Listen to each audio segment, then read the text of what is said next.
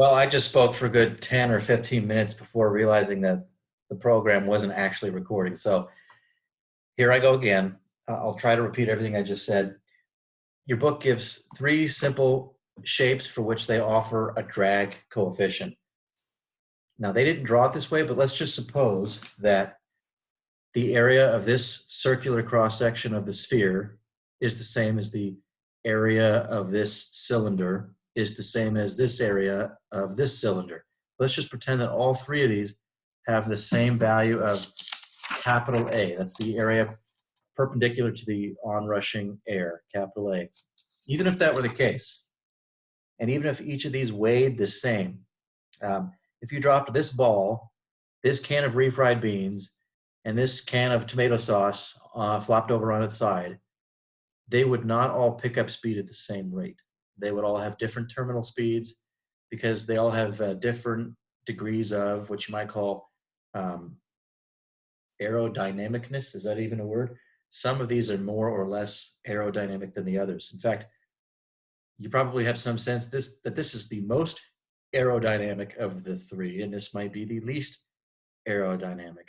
It's not so obvious which of these is more aerodynamic, but because they would have different amounts of drag on them, despite all weighing the same and having the same cross-sectional area, there's some other parameter that must affect the overall drag force, and that is the C, the capital C in half POC. This is called the drag coefficient, and your book offers some approximate values for these three basic shapes. The lowest drag coefficient here, I know you can't read it, is 0.5. So for a ball, you can just maybe you've memorized that a smooth sphere would have a drag coefficient around 0.5. Case in point, a baseball.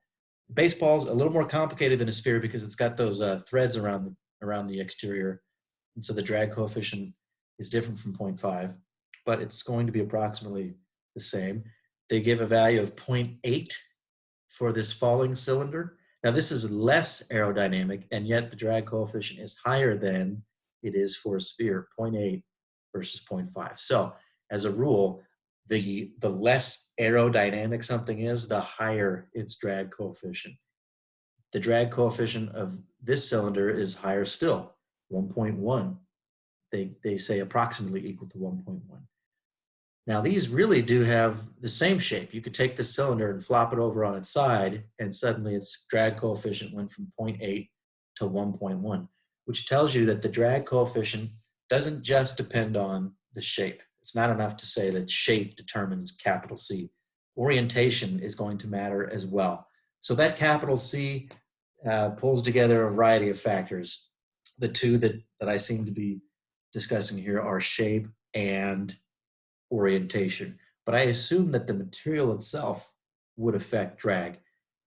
A smooth metal sphere would probably experience less drag than a sphere that's bound in leather, or maybe it's got feathers or fur on it. I would think that the material would also affect how aerodynamic something is. Just think of a swimmer.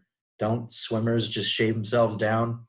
They've got a bald head. They shave the body hair off of their bodies if they're going to compete in something, in some kind of race.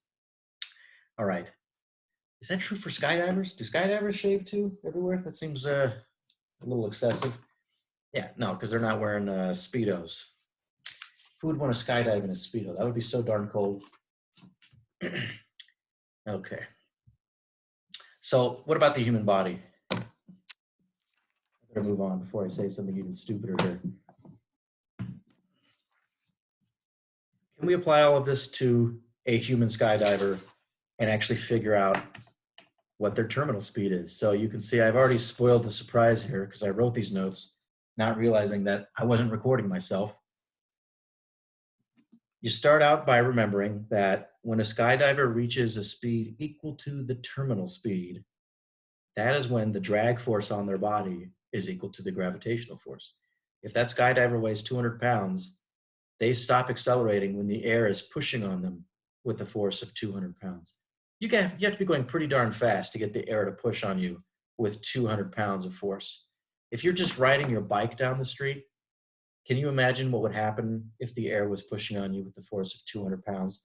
You would get knocked right off your bicycle. That would be a very severe force. You only get those kind of forces from air drag when you're moving very fast. Well, now we have a formula for drag force. So I will plug that formula in. And of course, we've known for a while how to calculate the gravitational force on your body. You just take your mass and multiply by the free fall acceleration. Over here, I've plugged in the formula for drag force, half Poc v squared, but I'm plugging in a particular speed. This equation is only met, it's only true if you're going at the terminal speed. And now it's time to plug in some numbers. And a couple of these numbers are worth knowing, or actually really just one is worth memorizing. The density of air under normal circumstances, I'm talking about you're near the surface of the earth, you're not in the middle of a tornado or the eye of a storm. The density of air is something like 1.1 or 1.2 kilograms per cubic meter.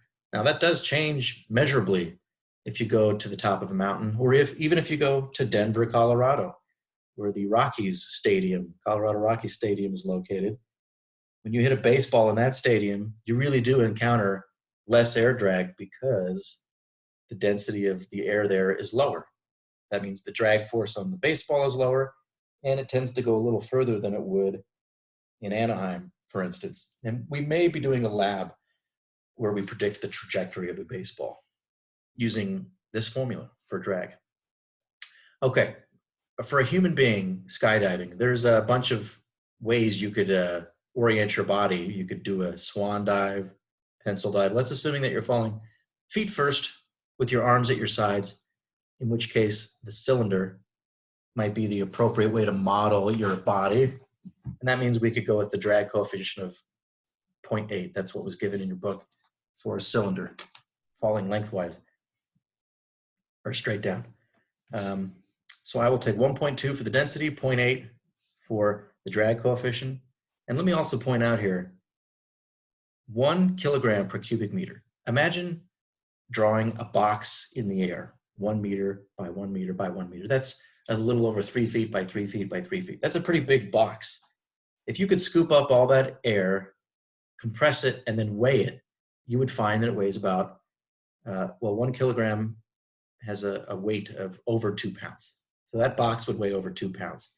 We normally think of air as weightless, but this number translates to the fact that if you could scoop up all the air in the room that you're sitting in right now, I'm assuming you're not watching this on your phone right now while on a bus, or hey, you could be skydiving right now, so you're not in a room. But if you take all that air in the room that you're in and weigh it, it probably weighs more than you.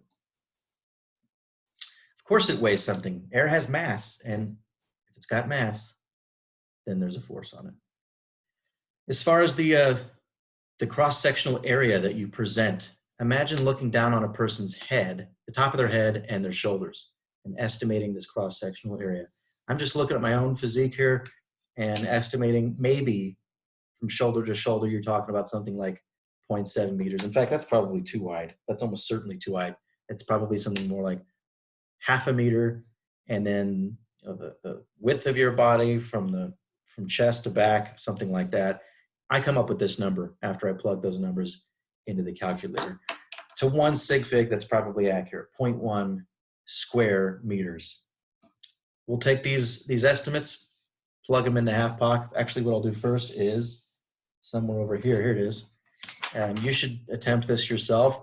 Solve this for VT, because these are all numbers that we can plug in. Off to the side here, you'll notice I also estimated for an average person wearing all that gear and the skydiving suit, 80 kilograms seems reasonable, 80 or 90 kilograms. And I know that the camera's jiggling around here. I'm gonna have to do something about that. Probably making you nauseous here. Here's the formula that I get when I solve for VT. So you should take a moment, see if you can recover that formula, and then go ahead and plug in the numbers that I used and get an estimate for just how fast a person can go before they stop accelerating. What's the speed of a skydiver in a pencil dive from an airplane? I came up with an answer of 128 meters per second.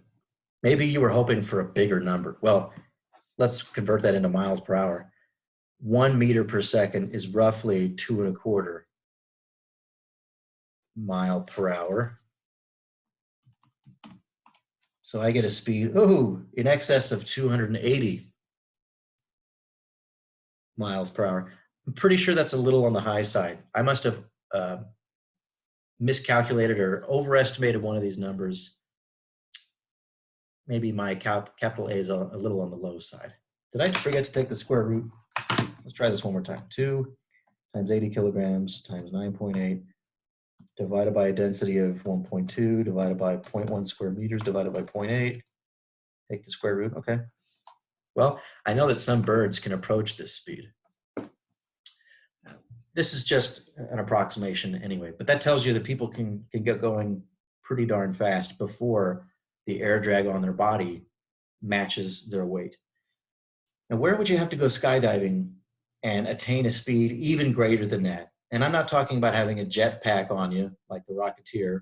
That's a little 1985 reference for some of you people, some thereabouts. That's probably more like 1989. If you were to go skydiving above a planet that had no atmosphere, like the moon, we don't think of the moon as a planet, but the moon's practically the same size as Mercury. If you were to jump out of a spacecraft over the surface of the moon, there's no air drag to slow you down. So this formula wouldn't even be applicable. Of course, the gravity is weaker, so there's that. You wouldn't expect to go as fast as if you were skydiving over planet Earth with no atmosphere. Okay, I'm going to do one problem from chapter 6 using this formula for air drag.